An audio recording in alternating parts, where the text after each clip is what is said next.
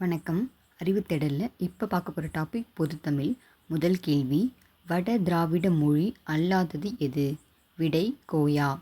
இரண்டாவது கேள்வி, குன்றக்குடி அடிகளார் நடத்திய இதழ் எது? விடை அருளோசை அறிக அறிவியல். மூணாவது கேள்வி, திராவிட மொழிகளின் ஒப்பிலக்கணம் என்ற நூல் வெளியிடப்பட்ட ஆண்டு? விடை 1856. நாலாவது கேள்வி, ராமசரிதம் என்ற இலக்கிய நூல் மலையாளத்தில் இயற்றப்பட்ட ஆண்டு?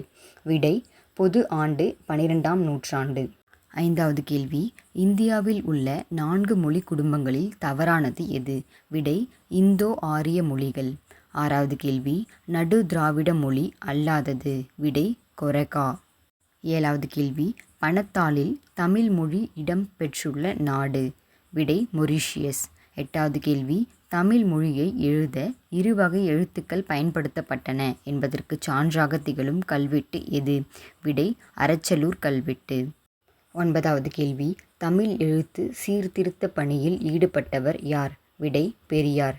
பத்தாவது கேள்வி, ஒரு மொழி செம்மொழியாக இருப்பதற்கான தகுதிகள் எத்தனை? விடை 11.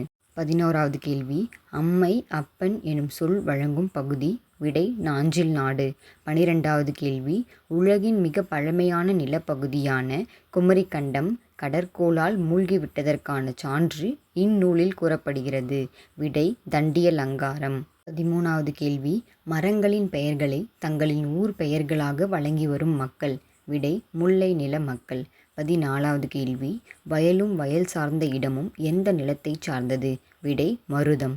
15வது கேள்வி, ஆழ்வார்குறிச்சி, மொடக்குறிச்சி, கல்லிடைக்குறிச்சி போன்ற ஊர்களில் வாழும் மக்கள்? விடை மருத நில மக்கள். 16வது கேள்வி, பூக்களில் சிறந்த பூ பருத்திப்பூ என கூறியவர்? விடை திரு.வி. கல்யாண சுந்தரனார்.